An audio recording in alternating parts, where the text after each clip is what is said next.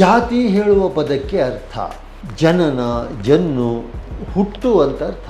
ಸಮಾಜದಲ್ಲಿ ಯಾವ ಕರ್ಮವನ್ನು ಮಾಡ್ತಾ ಇದ್ದಾನೋ ಅವನ ಮಗನಾದರೆ ಅವನ ಜಾತಿ ಅಂತ ಹೇಳಿ.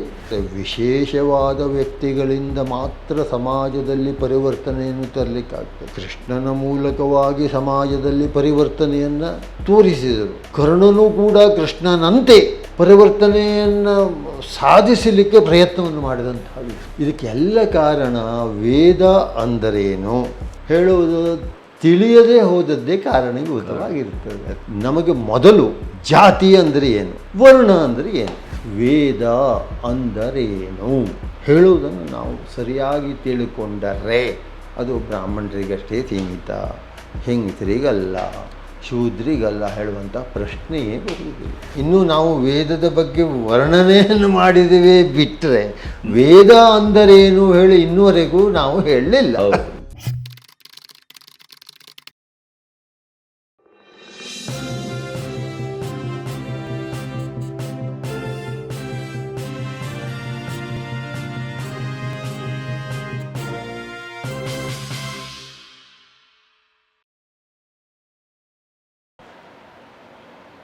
ಇಲ್ಲಿ ನಾವು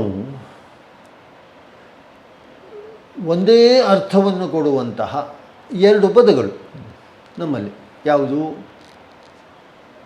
ಒಂದು ಜಾತಿ, ಒಂದು ವರ್ಣ. ಭಗವದ್ಗೀತೆಯಲ್ಲಿ ಶ್ರೀಕೃಷ್ಣ ಚಾತುರ್ವರ್ಣ್ಯಂ ಮಯಾ ಸೃಷ್ಟಂ ಗುಣಕರ್ಮ ವಿಭಾಗಶಃ ಅಂತೇಳಿ ಹೇಳಿದ್ದು ಗೊಂದಲಕ್ಕೆ ಕಾರಣೀಭೂತವಾದಾಗೆ ಕಾಣಿಸ್ತದೆ. ಯಾಕೆ ಅಂದರೆ ಜಾತಿ ಹೇಳುವ ಪದಕ್ಕೆ ಅರ್ಥ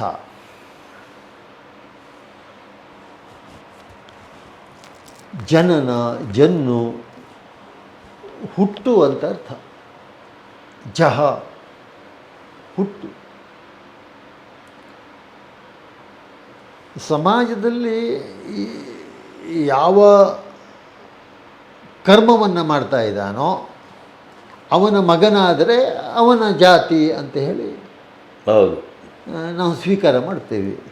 ತಂದೆ ಮೂಲಕವಾಗಿ ಜಾತಿಯನ್ನು ಸ್ವೀಕಾರ ಮಾಡ್ತೇವೆ. ಇದು ಮಹಾಭಾರತದಲ್ಲೂ ಹೀಗೆ ನಡೆದದ್ದೇ.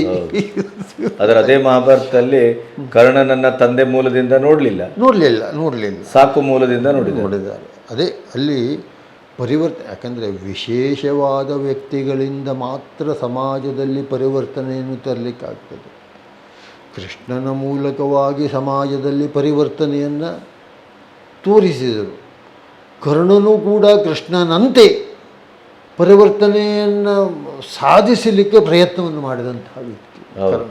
ಸೂರ್ಯಪುತ್ರ ಅವನು ಕೂಡ ಅವನು ನೋಡಿ ಮಹಾದಾನಿಯೂ ಹೌದಪ್ಪ. ಪರಶುರಾಮನ ಹತ್ರ ಹೋಗಿ ವೇದ, ಬ್ರಹ್ಮ ಶಿರೋಸ್ತ್ರ, ಬ್ರಹ್ಮಾಸ್ತ್ರ ಎಲ್ಲವನ್ನೂ ಕಲಿತ, ಪ್ರಸ್ವಾಪನಾಸ್ತ್ರ, ಇವೆಲ್ಲ ವೇದ ಅಸ್ತ್ರ ಶಸ್ತ್ರ ಅಸ್ತ್ರಗಳನ್ನು ಕಲ್ತಿದ್ದಾನೆ ಅಂದ ಕೂಡಲೇ ಅವ ವೇದವನ್ನು ಓದಿದ್ದಾನೆ ಅಂತ ವೇದ ಪಾರಂಗತ ಅಂತ ಅರ್ಥ.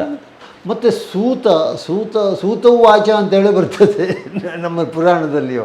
ಸೂತರು ಹೇಳಿದರು ಒಳ್ಳೆ ಸತ್ಯಗಣಪತಿ ಕಥೆಯಲ್ಲಿ ಸೂತವಾಚ ಸೂತತ್ವದ್ವದನಾಂ ಭೋಜಾಂ ಕಥಾಂ ಚಿತ್ರಾಂ ವ್ರತಾಶಯಾಂ ಶೃಣ್ವಂತೋ ನಹಿ ತೃಪ್ತಾ ಸ್ಮಃ ಸುತಯ ಯೋಮಾನವ. ಬ್ರಹ್ಮಾಂಡ ಪುರಾಣದಲ್ಲಿ ಸೂತರೇ ಹೇಳ್ತಾರೆ. ಸೂತ ಮಹರ್ಷಿಗಳು ಅಂದರೆ ಸೂತರಿಗೆ ವೇದದ ಅಧಿಕಾರ ಇಲ್ಲ ಕಥೆಗಳು ವೇದ ಹೇಳ್ತಾ ಇಲ್ಲ. ಇದಕ್ಕೆಲ್ಲ ಕಾರಣ ವೇದ ಅಂದರೇನು ಹೇಳುವುದು ತಿಳಿಯದೇ ಹೋದದ್ದೇ ಕಾರಣೀಭೂತವಾಗಿರ್ತದೆ. ಅದಕ್ಕಾಗಿ ನಮಗೆ ಮೊದಲು ಜಾತಿ ಅಂದರೆ ಏನು, ವರ್ಣ ಅಂದರೆ ಏನು. ಈಗ ಅವನು ನಿಮ್ಮ ದೇವಸ್ಥಾನದಲ್ಲಿ ಕೇಳಿದ ಪ್ರಶ್ನೆಗೂ ಅದು ಉತ್ತರ ಬರಬೇಕು ಅಂದರೆ ಅದು ಅರ್ಥ ಮಾಡ್ಕೋಬೇಕು. ಅದಕ್ಕೆ ಅವನ ಹತ್ರ ಕೇಳಿದೆ ನಾನು, ಏನಪ್ಪ ನೀನು ಹಾಗಾದರೆ ಜಾತಿ ಅಂದರೆ ನೀ ಅಂತ ಹೇಳ್ಕೊಂಡು ನಿನ್ನ ದೃಷ್ಟಿಯಲ್ಲಿ ಏನು,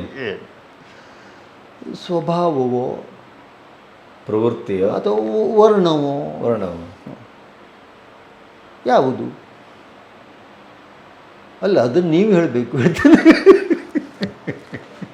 ಅದನ್ನು ನೀವೇ ಹೇಳಬೇಕು. ಆಗ ಒಂದು ಯಾಕೆಂದರೆ ಅವನ ತಲೆಯಲ್ಲಿ ಜಾತಿ ಅನ್ನುವಂಥ ಶಬ್ದವನ್ನು ಹುಟ್ಟು ಹಾಕಿದ್ದು ಬ್ರಾಹ್ಮಣರು ಅಂತ.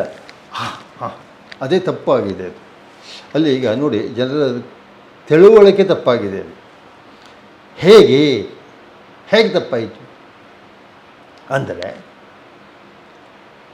ಅದಕ್ಕೆ ಒಂದು ಉದಾಹರಣೆಯನ್ನು ಕೊಟ್ಟೆ ನಾನು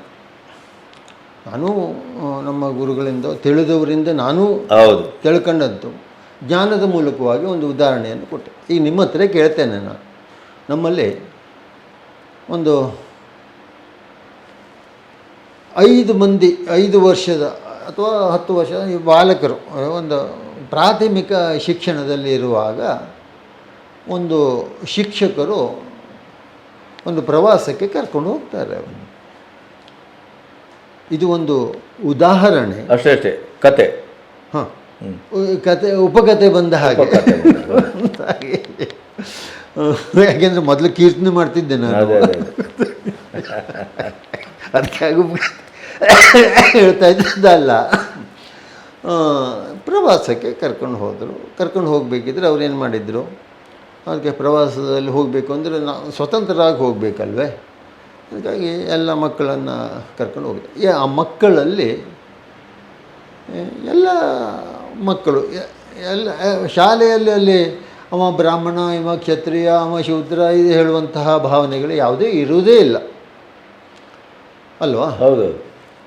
ಪ್ರವಾಸಕ್ಕೆ ಕರ್ಕೊಂಡು ಹೋಗಬೇಕಿದ್ರೆ ಮಕ್ಕಳಲ್ಲಿಯೇ ಅವರು ನಾವು ಎಲ್ಲಿಗೆ ಹೋಗ್ತಾ ಇದ್ದೇವೆ, ಯಾಕೆ ಹೋಗ್ತಾ ಇದ್ದೇವೆ ಅಂತ ಹೇಳಿ ಅವರವರೊಳಗೆ ವಿಚಾರ ವಿನಿಮಯ ಮಾಡಿ, ಅದರಲ್ಲಿ ಎಲ್ಲ ಮಕ್ಕಳಿಗೂ ಅದು ವಿಷಯ ಗೊತ್ತಿಲ್ಲ. ಅದರಲ್ಲಿ ಸ್ವಲ್ಪ ಆ ಮನೆಯ ಸಂಸ್ಕಾರದಲ್ಲಿ ಬೆಳೆದು ಬಂದಂತಹ ವಿದ್ಯಾರ್ಥಿಗಳು ಏನು ಹೇಳ್ತಾರೆ ಕೇಳಿದ್ರೆ, ಮತ್ತು ಇಂತಹ ದೇವಸ್ಥಾನ, ಇಂತಹ ಪುಣ್ಯಕ್ಷೇತ್ರ ಇದನ್ನು ನಾವು ಎಲ್ಲರೂ ಹೋಗ್ತಾ ಇದ್ದೋ, ಅದರ ಬಗ್ಗೆ ವಿವರಣೆಯನ್ನು ಎಲ್ಲ ಮಕ್ಕಳು ಕೊಡೋದಿಲ್ಲ, ಒಬ್ಬೊಬ್ಬರೇ ಒಂದೊಂದು ರೀತಿ ವಿವರಣೆಯನ್ನು ಕೊಡ್ತಾರೆ. ಹೀಗೆ ಹೋಗ್ತಾ ದೇವಸ್ಥಾನಕ್ಕೆ ಹೋದ ಕೂಡಲೇ ಮೊದಲು ಪುಷ್ಕರಣಿಗೆ ಹೋಗುವಂತಹ ಒಂದು ಕ್ರಮ ಇದೆಯಲ್ವ, ಮಕ್ಕಳಿಗೆ ಅವರಿಗೆ ಏನು ಒಟ್ಟು ನೀರು ಕಂಡು ಕೂಡಲೇ ತುಂಬ ಸಂತೋಷ ಆಗ್ತದೆ, ಹೋಗ್ತಾರೆ. ಒಬ್ಬ ಕಾಲು ಜಾರಿ ಕೆರೆಯಲ್ಲಿ ಬಿದ್ದುಬಿಡ್ತಾನೆ. ಕೆಲವು ಮುಂದೆ ಕೂಗಿದ್ರು, ಅಯ್ಯೋ ಬಿದ್ದೋದ ಅಳ್ಕತ್ತಂದು. ಅದರಲ್ಲಿ ಆ ಮಕ್ಕಳಲ್ಲಿ ಇದ್ದಂತಹ ಒಂದು ನೀರಿಗೆ ಹಾರಿ ಅವನನ್ನು ಜುಟ್ಟ ಹಿಡಿದು ಎಳ್ಕೊಂಬಂದು ಅವನನ್ನು ದಡಕ್ಕೆ ಸೇರಿಸಿ. ಎಲ್ಲರ ಹತ್ರ ಆಗಲಿಲ್ಲ, ಅದು ಒಬ್ಬ ಮಾತ್ರ ಒಬ್ಬನೋ ಇಬ್ಬನೋ ಧೈರ್ಯವಾಗಿ ಹೋಗಿ ಅವನನ್ನು ಅದಕ್ಕೆ ಸೇರಿಸಿದ್ರು. ಅವನಿಗೆಲ್ಲ ಉಪಚಾರವನ್ನೆಲ್ಲ ಮಾಡಿದ್ರು. ಅದನ್ನೆಲ್ಲ ನೋಡಿಕೊಂಡು ಮಧ್ಯಾಹ್ನ ಆಯಿತು. ಒಂದು ಗಾಡಿ ತಗೊಂಡು ಹೋಗಿದ್ದರು, ಅಲ್ಲಿ ಮೇಲೆ ಹತ್ತಬೇಕು, ಇಳಿಸಬೇಕು. ಅಲ್ಲಿ ಎಲ್ಲ ಶಿಕ್ಷಕರು ಅವನೇ ಹೋಗಿ ಹೇಳ್ತಾರಲ್ಲ ಅವರು. ಅದರಲ್ಲಿ ಯಾರಿಗೆ ಆ ಮೇಲೆ ಹತ್ತುವ ಸಾಮರ್ಥ್ಯ ಇದೆಯೋ, ಇಂಟ್ರೆಸ್ಟ್ ಇದೆಯೋ, ಅವರೇನು ಮಾಡ್ತಾರೆ ಯಾಕಂದರೆ ಅಲ್ಲಿ ಮೇಲೆ ಹತ್ತು ಆ ಸಾಮಗ್ರಿಗಳನ್ನು ಒಬ್ಬರ ಹತ್ರ ಕೊಟ್ಟರು, ಒಬ್ಬ ತಗೊಂಡ, ಒಬ್ಬರು ಇಟ್ಕೊಂಡ, ಊಟಕ್ಕೆ ಕೂತ್ಕೊಂಡ್ರು. ಎಲ್ಲ ಬಟ್ಲೆಲ್ಲ ಹಾಕಿ ಅವ್ರು ಏನು ತಗೊಂಡು ಹೋಗಿದ್ರು ಅವರಿಗೆ ಊಟಕ್ಕೆ ಬಡಿಸ್ಲಿಕ್ಕೆ ಕಾಣ್ತದೆ. ಒಬ್ಬ ಬಡಿಸ್ಲಿಕ್ಕೆ ಗುತ್ತಲಿಗಿದೆ ಹೋದವರು ಬಡಿಸ್ದ. ಅದೇನೋ ಶಿರನೋ ಏನೋ ಮಾಡಿದರು, ಅದು ಅರ್ಧ ಪಂಕ್ತಿಗೆ ಖಾಲಿಯಾಗಿ ಹೋಯಿತು. ಬಾಕಿ ಮಂದಿಗೆ ಏನೂ ಇಲ್ಲ ಆಗ್ಬಿಡ್ತು. ಅಲ್ಲಿ ಅವರು ಊಟ ಮುಗಿಸಿದ್ರು. ಅಲ್ಲೆಲ್ಲ ಕೊಳಕಾಯ್ತಲ್ಲ, ಅದನ್ನು ಚೊಕ್ಕು ಮಾಡಬೇಕು ಅಂದರೆ ಅದು ಎಲ್ಲರೂ ಹೋಗುವುದಿಲ್ಲ. ನಾ ಮಾಡ್ತೇನೆ ಹೇಳಿ ಅದ್ರಾಗೆ ಇಂಟ್ರೆಸ್ಟ್ ಇದ್ದವರು ಹೋಗಿ ಅದರಲ್ಲಿ ಎಲ್ಲ ಕ್ಲೀನ್ ಮಾಡಿದ್ರು, ಸರ್ವಿಸ್ ಮಾಡಿದ್ರು, ಮತ್ತು ಪುನಃ ಮ್ಯಾಲಿಟ್ಟು ಹೋದರು. ಸಾಯಂಕಾಲ ಇದೇ ಸಮಸ್ಯೆ ಬಂತು. ಅವಾಗ ಅವ ಬಡಿಸ್ಲಿಕ್ಕೆ ಬಂದ್ಕೊಳ್ಳಿ, ಅವ ಬೇಡ. ಹಾಗಾದರೆ ಯಾರು ಬಡಿಸ್ಬೇಕು? ಇದನ್ನು ಎಲ್ಲರಿಗೂ ಸರಿಯಾಗಿ ಬಡಿಸೋನು ಯಾರಿದ್ದಾರ? ಯಾರು ಬಡಿಸ್ತಾರೆ ಕೇಳಿದ್ರು. ನಾನು ಬಡಿಸ್ತೇನೆ ಹೇಳೋ ಒಂದು ಹುಡುಗ ಬಂದು ಎಲ್ಲರಿಗೂ ಅದು ಎಷ್ಟೆಷ್ಟು ಬಡಿಸಿದರೆ ಹೇಗಾಗ್ತದೆಯೋ ಎಲ್ಲರಿಗೂ ಸಮಾನವಾಗಿ ಬಡಿಸಿದ. ಹೇಳ್ತು, ಎಲ್ಲರಿಗೂ ಸಿಕ್ಕಿತು. ಅಲ್ಲೇ ಊಟ ಮಾಡಿ ಅವರು ಸೀದವ. ಇದು ಒಂದು ಪ್ರವಾಸದ ಕತೆ. ಈ ಪ್ರವಾಸದಲ್ಲಿ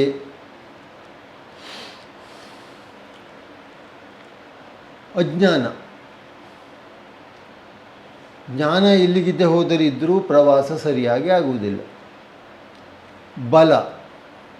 ಬಲ ಇಲ್ಲಿಗಿದ್ದು, ಯಾಕಂದರೆ ಅಲ್ಲಿ ಹೋಗಿ ಅದನ್ನ ತಕ್ಕಂಬರಿಗೆ ಹೋದರೂ ಆಗುವುದಿಲ್ಲ. ವ್ಯವಸ್ಥೆ ಸರಿಯಾಗಿ ಇಲ್ಲದೆ ಹೋದರೂ ಪ್ರವಾಸ ಸರಿಯಾಗಿ ಆಗುವುದಿಲ್ಲ. ಕ್ಲೀನಿಂಗು ಸರ್ವೀಸು ಅಲ್ವಾ, ಆಗುವುದಿಲ್ಲ. ಇದು ಎಂಥದ್ದು ಇದು ಕಾರ್ಯಮುಖೇನ ಯಾವುದು ಇಲ್ಲಿ ಇದನ್ನು ಏನು ಹೇಳಿ ಕರೆಯುತ್ತೀರಿ? ಯಾರು ಜ್ಞಾನ ಕಾರ್ಯದಲ್ಲಿ ಮುಂದುವರೆದರೋ, ಅಜ್ಞಾನವನ್ನು ಹೋಗಿಸಿದರೋ, ಈ 4 ವರ್ಣ ಇದೆಯಲ್ಲ, ಸಮಾಜಘಾತುಕವಾದಂತಹ ಅಜ್ಞಾನ, ನಂತರ ಭಯ, ಹೆದರಿಕೆ, ವ್ಯವಸ್ಥೆ, ಸರ್ವೀಸು, ಇದು 4 ಸಮಾಜವನ್ನು ಕೆಡಿಸುವಂತಹ ಗುಣಧರ್ಮಗಳು. ಈ ಗುಣಧರ್ಮಗಳನ್ನು ಹೋಗಲಾಡಿಸಲಿಕ್ಕೆ ಈ ಜ್ಞಾನ ಕಾರ್ಯ, ಬಲ ಕಾರ್ಯ, ಸಮಾನ ಕಾರ್ಯ ಇವೆಲ್ಲ ಇಲ್ಲಿ ಯಾರು ಜ್ಞಾನವನ್ನು ಕೊಟ್ಟರೋ ಅವರಿಗೆ ಬ್ರಾಹ್ಮಣರು ಅಂದರು. ಯಾರು ಹೋಗಿ ನೀರಲ್ಲಿ ಬಿದ್ದೆ ಮುಳುಕು ಅಂದರೆ ಬಲ ಮತ್ತು ಧೈರ್ಯ ಕ್ಷತ್ರಿಯ ಎಲ್ಲರಿಗೂ ಸರಿಯಾಗಿ ಬಡಿಸದ್ನಲ್ಲ ಅವ ವೈಶ್ಯನ. ಕ್ಲೀನಿಂಗ್ ಮಾಡಿದ್ನಲ್ವಾ. ಇದು ಒಂದು ಸಮಾಜದಲ್ಲಿ ಇರುವಂತಹ ಗುಣಧರ್ಮ. ಈ ಗುಣಧರ್ಮ ಯಾವ ದೇಶದಲ್ಲಿ ಇಲ್ಲ? ಎಲ್ಲ ದೇಶದಲ್ಲೂ ಇದೆ. ಹಾಗಾದರೆ ಅದನ್ನೇ ನೀವು ಜಾತಿ ಅಂತಂದರೆ ಭಾವಿಸಿ, ಅದನ್ನೇ ವರ್ಣ ಅಂದರೆ ಭಾವಿಸಿ, ವರ್ಗ ಅಂತಂದ್ರೂ ಭಾವಿಸಿ, ಅಲ್ವೇ ವರ್ಗೀಕರಣ ಭಾವಿಸಿ. ಹೀಗೆ ಪ್ರಾಚೀನರು ಅದಕ್ಕೆ ವೇದ ಅಂದರೇನು ಹೇಳುವುದನ್ನು ನಾವು ಸರಿಯಾಗಿ ತಿಳ್ಕೊಂಡರೆ ಅದು ಬ್ರಾಹ್ಮಣರಿಗಷ್ಟೇ ಸೀಮಿತ, ಹೆಂಗಸರಿಗಲ್ಲ, ಶೂದ್ರಿಗಲ್ಲ ಹೇಳುವಂಥ ಪ್ರಶ್ನೆಯೇ ಬರುವುದಿಲ್ಲ. ಪ್ರಾಯಶಃ ನಾವು ಈ ರೀತಿಯ ನಮ್ಮ ಈ ಕಲ್ಚರಲ್ ಎಜುಕೇಷನ್ನು ಅಂದರೆ ಸಾಂಸ್ಕೃತಿಕ ಶಿಕ್ಷಣ ನಮ್ಮ ಶಿಕ್ಷಣ ಪದ್ಧತಿ ಆಗಿದ್ದಿದ್ದರೆ ನಮ್ಮ ಭಾರತ ಅಂದರೆ ಏನು, ನಮ್ಮ ಸಂಸ್ಕೃತಿ ಅಂದರೆ ಏನು, ನಮ್ಮ ಜ್ಞಾನ ಪರಂಪರೆ ಅಂದರೆ ಏನು, ನಮ್ಮ ವೇದೋಪನಿಷತ್ತುಗಳು ಅಂದರೆ ಏನು, ನಮ್ಮ ಮಹಾಋಷಿಗಳು ಅಂದರೆ ಯಾರು, ನಮ್ಮ ದೇವಾನುದೇವತೆಗಳು ಅಂದರೆ ಏನು, ನಮ್ಮ ಆಚರಣೆ ಏನು, ನಂಬಿಕೆ ಏನು, ಅದರ ಫಲಾಫಲ ಏನು, ಇವೆಲ್ಲವೂ ಅರ್ಥ ಆಗ್ತಾ ಇತ್ತು ಅಂತ ಕಾಣುತ್ತೆ. ಖಂಡಿತವಾಗಿ. ಅದಕ್ಕೆ ವೇದಗಳು, ಪುರಾಣಗಳು, ವೇದದ ಅಂಗಗಳು, ವೇದದ ಉಪವೇದಗಳು, ಇತಿಹಾಸಗಳು, ಪುರಾಣ, ಏನು 18 ಮಾರ್ಗವನ್ನು ಹೇಳಿದನಲ್ಲ, ಈ 18 ಮಾರ್ಗವೂ ಕೂಡ ಒಂದು ಸಮಾಜವನ್ನು ನಿರ್ಮಿಸುವಲ್ಲಿ ಪ್ರಧಾನಭೂತವಾದಂತಹ ವಿಷಯಗಳು. ಅಷ್ಟು ಇದ್ದರೆ ಮಾತ್ರ ಅದು ಒಂದು ದೇಶವಾಗ್ತದೆ, ಒಂದು ಸಮಗ್ರ ಸಮರ್ಥ ಸಮಾಜವಾಗಿ. ಅದಕ್ಕೆ ನಮ್ಮ ಭಾರತವನ್ನು ಇಡೀ ವಿಶ್ವ ನೋಡ್ತಾ ಇರೋದು ಆ ಉದ್ದೇಶಕ್ಕಾಗಿ. ಗಾಯಂತಿ ದೇವಾಹ ಅಖಿಲ, ವಿಷ್ಣು ಪುರಾಣದಲ್ಲಿ ಏನು ದೇವತೆಗಳು ನಾನು ಶಾಪವನ್ನು ಕಳೋದಿದ್ದರೆ ಭಾರತಕ್ಕೆ ಹೋಗ್ತಾ ಹೇಳೋ ಕಾರಣವೂ ಇದೆ. ಹೀಗೆ ಇದರ ಬಗ್ಗೆ ಬೆಳಕನ್ನು ಚೆಲ್ಲಬೇಕು, ಇದರ ಬಗ್ಗೆ ಸಮಾಜಕ್ಕೆ ಅರಿವು ಬರಬೇಕು. ಬಹುಶಃ ನಾವು ಮಾಡ್ತಾ ಇರುವುದು ಆ ದಾರಿಯಲ್ಲಿ ಒಂದು ಸಣ್ಣ ಕೆಲಸ ಬಿಟ್ಟರೆ ಅದನ್ನು ನಾನು ಕೂಡ ಅಜ್ಞಾನಿ. ಇದು ಯಾವುದೇ ಸಮರ್ಥನೆ ಅಲ್ಲ, ಇದು ಒಂದು ತಿಳುವಳಿಕೆ. ಇದು ಒಂದು ನಮ್ಮಲ್ಲಿ ನೋಡಿ 4 ನಾಯಿ ಮರಿ ಇದೆ, 4 ಬೆಕ್ಕಿನ ಮರಿ ಇದೆ, 4 ಮನುಷ್ಯರ ಶಿಶುಗಳಿದೆ. ಆವಾಗ ನಾವು ಅವ್ರನ್ನ ಹೇಗೆ ಗುರುತಿಸ್ತೇವೆ? ಇದು ಬೆಕ್ಕಿನ ಜಾತಿ, ಇದು ನಾಯಿಯ ಜಾತಿ, ಇದು ಮನುಷ್ಯ ಜಾತಿ. ನಾವೆಲ್ಲರೂ ಆ ಜಾತಿಯಲ್ಲಿ ಸೇರಿ ವೃತ್ತಿಯಲ್ಲಿ ವರ್ಣದಲ್ಲಿ ಭಿನ್ನವಾಗಿ ಬದುಕ್ತಾ ಇದ್ದೇವೆ. ಬ್ರಿಟಿಷರು ಅಂದರೆ ಅವರು ಕೂಡ ಈ ಲೋಕದ ನಿಯಮವನ್ನು ಬಿಟ್ಟು ಬದುಕಲಿಕ್ಕಾಗ್ತದೆ. ಅವರಿಗೂ 100 ವರ್ಷನೇ ಆಯುಷ್ಯನೇ. ಅವರಲ್ಲಿ ಶೈಶವ, ಬಾಲ್ಯ, ಕೌಮಾರ, ಪ್ರೌಢ, ಜರ ಈ ಅವಸ್ಥೆಗಳು ಇದ್ದೇ ಇದೆ. ಹೌದು. ಮತ್ತು ಸಾಮೂಹಿಕವಾಗಿ ಭಾರತೀಯರನ್ನು ಶೂದ್ರರು ಮತ್ತು ಅಸ್ಪೃಶ್ಯರನ್ನಾಗಿ ನೋಡಿದಂಥ ಯಾವುದಾದ್ರೂ ಒಂದು ವ್ಯವಸ್ಥೆ ಇದ್ದರೆ ಅದು ಬ್ರಿಟಿಷ್ ವ್ಯವಸ್ಥೆ ಅಲ್ವಾ. ನಮ್ಮನ್ನು ಗುಲಾಮಗಿರಿ ಅನ್ನೋದರ ಅರ್ಥವೇ. ಅಲ್ಲಿ ಆ ಲಾರ್ಡ್ ಮೆಕಾಲೆಯ ಶಿಕ್ಷಣ ಪದ್ಧತಿಯ ಮುಖ್ಯ ಉದ್ದೇಶ ಏನು? ತಲೆಗೆ ಮಿಂದ್ರೆ ಕಾಲಿಗೆ ಬರ್ತದೆ ಅಷ್ಟೇ. ಹಾಗೆ ಮಾಡಿಬಿಟ್ರು ಅವರು. ಮತ್ತು ನಮ್ಮ ಜ್ಞಾನದ ಪರಂಪರೆಯನ್ನೇ ಕಂಪ್ಲೀಟಾಗಿ ಸರ್ವನಾಶ ಮಾಡಬೇಕು ಅನ್ನೋದೇ ಅವ್ರ ಉದ್ದೇಶ. ಯಾಕೆಂತಂದ್ರೆ ಅದಕ್ಕೆ ಕಾಂಪಿಟೇಟಿವ್ ಆಗಿ ನಿಲ್ಲುವ ಯೋಗ್ಯತೆ ಅವ್ರಿಗಿರಲಿಲ್ಲ.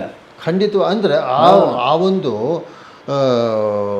ಸೂಚನೆ ಇರಲಿಲ್ಲ ಒಂದು. ಎರಡನೇದು, ಅವರೆಲ್ಲರೂ ಇವತ್ತೇನು ಪೇಟೆಂಟ್ ತಗೊಂಡು ನಾವು ಸಂಶೋಧನೆ ಮಾಡಿದ್ದೇವೆ ಅಂತ ಆಧುನಿಕ ಜಗತ್ತಿಗೆ ಏನು ತೋರಿಸ್ತಾ ಇದ್ದಾರೆ, ಅಷ್ಟು ಅದೆಲ್ಲವನ್ನು ಸಾವಿರಾರು ವರ್ಷಗಳಿಂದ ನಾವು ಕಂಡಿಡಿದ ಆಗಿತ್ತು. ಸರ್ವಂ ವೇದ ಮೂಲ ಜಗತ್ ಸರ್ವಂ, ಎಲ್ಲವೂ ವೇದ ಮೂಲ. ವೇದ ಹೇಳುವ ಪದದ ವ್ಯುತ್ಪತ್ತಿಯೇ ಹೇಳುತ್ತದೆ. ವಿತ್ ಜ್ಞಾನೇ ಸತ್ತಾಯಾಮ್ ಅಂತ ಹೇಳಿ ವೇದದ ಪದದ ವ್ಯುತ್ಪತ್ತಿ ಬರ್ತದೆ. ಅದಕ್ಕಾಗಿ ನಾವು ಈ ಮುಂದಿನ ತಲೆಮಾರಿಗೆ ವೇದ ಅಂದರೇನು, ಇನ್ನೂ ನಾವು ವೇದದ ಬಗ್ಗೆ ವರ್ಣನೆಯನ್ನು ಮಾಡಿದ್ದೇವೆ ಬಿಟ್ಟರೆ ವೇದ ಅಂದರೇನು ಹೇಳಿ ಇನ್ನೂವರೆಗೂ ನಾವು ಹೇಳಲಿಲ್ಲ. ಮತ್ತು ನಾವಿಲ್ಲಿ ವೇದ ಕಾಲದಿಂದ ಸಮಕಾಲೀನದವರೆಗೆ ಶೀರ್ಷಿಕೆ ಇಟ್ಕೊಂಡಿದ್ದೇವೆ. ಹಾಗಾಗಿ ಅಲ್ಲಿಂದ ಶುರು ಆಗ್ಬೇಕದು. ಅದಕ್ಕೆ ಆ ಭಗವಂತನಲ್ಲಿ ಪ್ರಾರ್ಥನೆ ಮಾಡಿಕೊಂಡು ನನ್ನ ಗುರುಗಳು ನನಗೇನು ಜ್ಞಾನವನ್ನು ಕೊಟ್ಟರೋ, ಹಿಂದಿನ ಋಷಿಮುನಿಗಳು ಏನು ಲೋಕಕ್ಕೆ ಕೊಟ್ಟರೋ, ನಾನೇನು ಋಷಿಮುನಿಗಳ ಯೋಗ್ಯತೆ ಉಳ್ಳವನಲ್ಲ. ನಾನೊಂದು ಮನುಷ್ಯನಾಗಿದ್ದು ಮಾನವೀಯತೆಯಿಂದ ಸಮಾಜಮುಖಿಯಾಗಿ, ಯಾಕೆಂದರೆ ಈ ಪ್ರಪಂಚಕ್ಕೆ ಋಷಿಮುನಿಗಳು ಹೇಗೆ ಮಂತ್ರದ ಮೂಲಕವಾಗಿ ಮಂತ್ರದ್ರಷ್ಟಾರರಾಗಿ ಕೊಟ್ಟಿದ್ದಾರೋ, ಇದೆಲ್ಲವುದನ್ನು ಕೊಟ್ಟದ್ದು ನಮಗೆ ಋಷಿಮುನಿಗಳು, ಭಗವಂತ ಕೊಟ್ಟಂತಹ ಒಂದು ಸಂಪತ್ತು ಇದು. ಈ ಸಂಪತ್ತನ್ನು, ಓಂಕಾರ ರೂಪದ ಸಂಪತ್ತನ್ನು, ಆ ಓಂಕಾರದ ಒಳಗೆ ಹುದುಗಿದಂತಹ 8 ವಿಷಯಗಳಲ್ಲಿ ಇರುವಂತಹ ಅಮೃತವನ್ನು ಅದನ್ನು ಕಡಿದು ಅದನ್ನು ಎಲ್ಲರಿಗೂ ಸರಿಯಾಗಿ ಹಂಚುವ ವ್ಯವಸ್ಥೆ ಆಗಬೇಕು. ಅದಕ್ಕೆ ಜ್ಞಾನ ಬೇಕು, ಅಜ್ಞಾನವನ್ನು ಹೊಡೆದೋಡಿಸಬೇಕು. ತಪ್ಪಾಗಿ ತಿಳ್ಕೊಂಡಂಥ ಮೂಢನಂಬಿಕೆಗಳು ಹೋಗಬೇಕು. ಎಲ್ಲರಿಗೂ ಸಮಾನವಾದಂತಹ ವ್ಯವಸ್ಥೆಯನ್ನು ಮಾಡುವಲ್ಲಿ ಸಮರ್ಥರಾಗಿರಬೇಕು. ಶುಚಾ ದ್ರವತೇತಿ, ಈ ಮತ್ತೊಬ್ಬರ ದುಃಖವನ್ನು ನೋಡಿ ಕರಗುವಂತಹ ಮನಸ್ಸಿದ್ದು ವ್ಯವಸ್ಥಿತವಾಗಿ ಸರ್ವೀಸನ್ನು ಕೊಡುವಂತೆ ಆಗಬೇಕು. ಅದೆಲ್ಲ ಭಗವಂತ ನಮಗೆ ಕರುಣಿಸಲಿ ಅಂಥೇಳಿ ಇಡಗುಂಜಿ ಗಣಪತಿಯಲ್ಲಿ ಪ್ರಾರ್ಥನೆ ಮಾಡಿಕೊಳ್ತೇನೆ.